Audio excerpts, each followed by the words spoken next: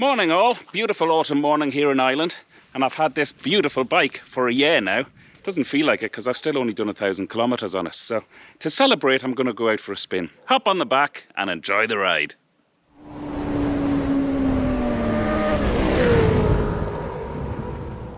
And welcome on board on this bike's 1 year anniversary. It's always a delight to get out on it, but as I said in the intro there, I don't get out on it enough. Less than 1,000, I know it's just turned over 1,000 kilometers. Had it serviced 2 weeks ago down in Dublin.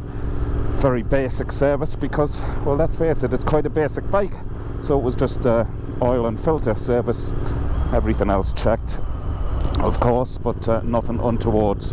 The service cost on this, for those of you who are interested, was only €95. I don't know anything else you could get serviced for that, certainly in Ireland.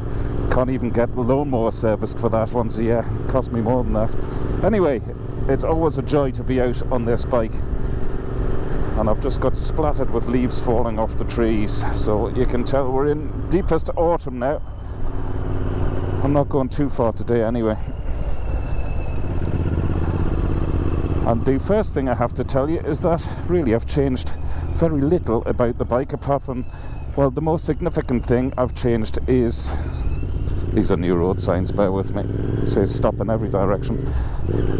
Yeah, the most significant thing I've changed is the slip-on exhausts, the Tech Cannon exhausts. I've got various videos of them showing you the before and after, plus the sound tests before and after, so subscribe to the channel and go through those videos, because to me the exhausts have just completed the bike. Absolutely love the sound of the bike as well as the look of the bike now. As you know, for those of you who have followed me since I got the bike, this is the bike I call my Sunday best. I just love the look of it, I love riding it, and it stays in the house. It's now a piece of furniture in the house, and I've got to the stage where, gosh, it took me so long to get it into the house. My wife now misses it when I take it out for a spin, because it is a beautiful piece of furniture as well. What have I got to say about the feel of this bike after owning it for a year? Well, I've gotten used to the bike. It's a very different style of riding. It's a spirited style of riding. Obviously everything is stripped back to make you feel as though you're in the 60s on a cafe racer, because that is the ambience that the motorbike comes with.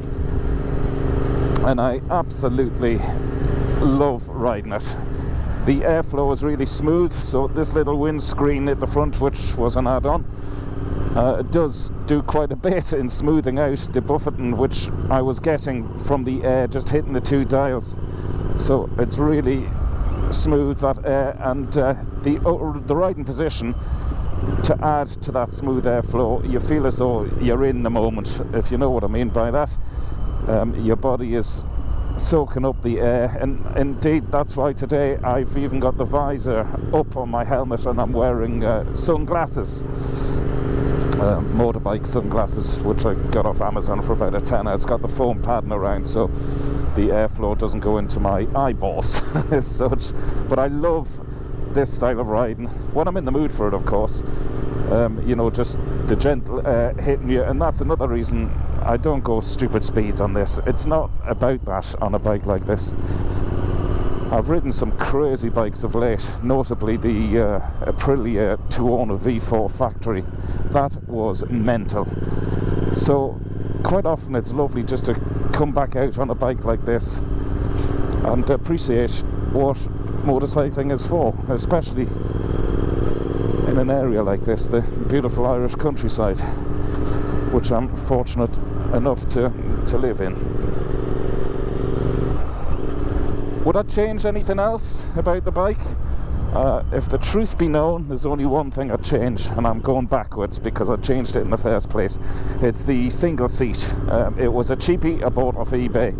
It's not a proper Royal Enfield seat or anything like that, but the padding is just too thin for my backside, and once I've been on the bike for, well, half an hour or so, you can feel the old numb bum syndrome coming in. So yeah, I'll probably look around next year for a better quality seat. Now, I think I've addressed this little problem on previous videos, and I know a few of you have said go back to the original seat and just get the single seat cowl put on the back of it. So I shall investigate further. Other than that, I wouldn't change anything else about the bike.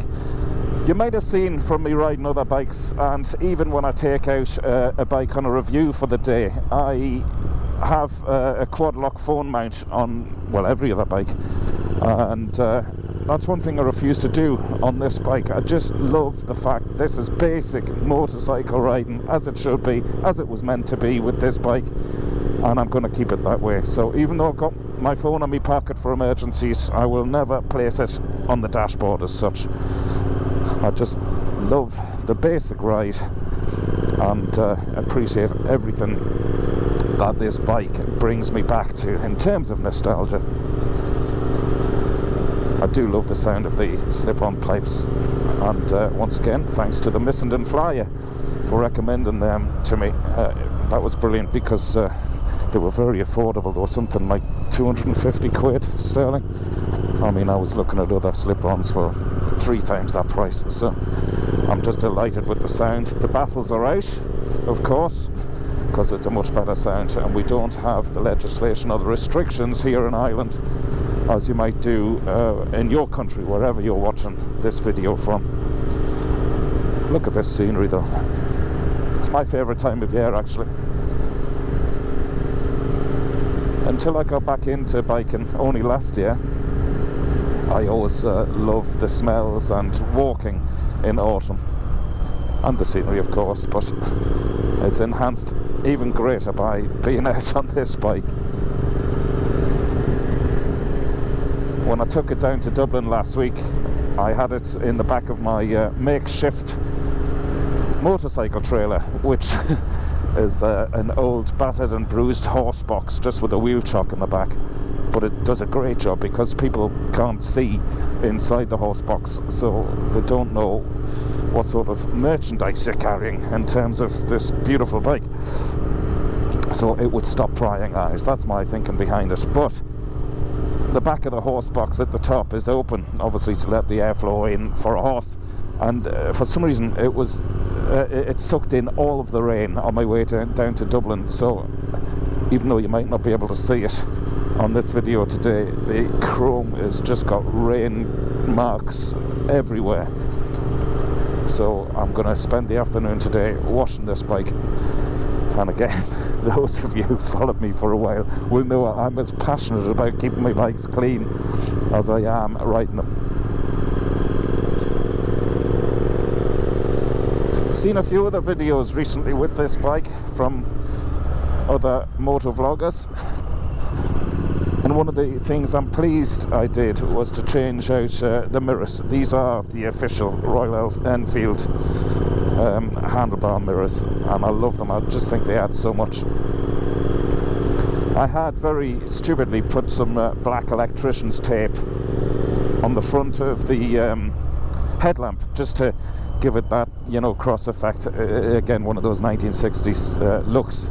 I'm actually going to take that off. I think I made a bodge of that job. I should look around for the proper leather straps, or even the black metal cage to go over the front. So that's one thing that I'll be changing in due course. No clock on here to tell you the time of day. That's another thing I like. And so, in fact, I'm surprised it's even got a fuel gauge. A few of you who've added slip-ons especially have commented about the bike cutting out at low revs, because it does run a bit lean apparently with some slip-ons.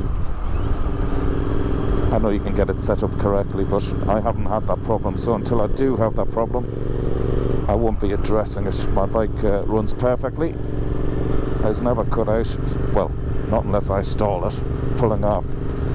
But as the saying goes, if it's not broken, don't fix it. So just to sum up my thoughts, my feelings about this Royal Enfield Continental GT 650 Mr. Clean version, If you haven't guessed already, I'm absolutely besotted, still in love with this incredible machine. Just coming into a town now, so what I am going to do once I get over the speed bump ahead of me is just to show you the fueling, so we can just check how lean it runs as well. So I'm just doing 20 mile an hour. I'll take it up to 30 and go into a higher gear. Well, I'm 20 mile an hour there, and I'm in 4th gear. There's no searching, no burbling. Running is smooth as silk, there's no hunting. And that's 20 mile an hour in 4th gear. So the fueling here is spot on, folks. Really happy with that.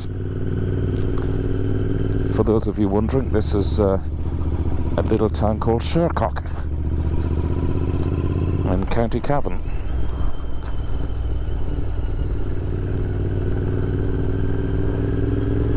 Okay, we'll plough on that. It feels absolutely solid on the road as well, which is great, but then it is quite a heavy bike for what it is. It's over 200 kilograms wet. I think it's about 210 kilograms wet, so it is fairly heavy for such a basic bike, but I do like that. I don't like the nimble, flickable bikes. I love that grunt from the exhaust. Great sound. I'll shut up for a second, see if you can hear it.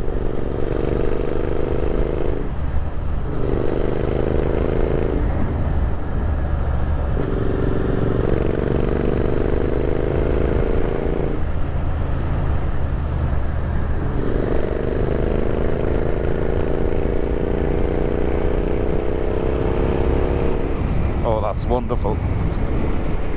Actually, as I pulled the throttle back, I forgot just how much bite the engine has. It's really pokey. Parallel twin, of course, 270-degree crank, which all helps with the sound of it as well. Got plenty of torque there, wow. It really is a great fun bike. I've nothing bad to say about this, just in case you can't work that one out. I'm so impressed with it. Okay, folks, that's really all I have to say. I hope you enjoyed the short spin out. I'll fuel up on the way home. But until next time, on this incredible silver dream machine, I'm Dave Perry for Wheelie Good TV. Over and out.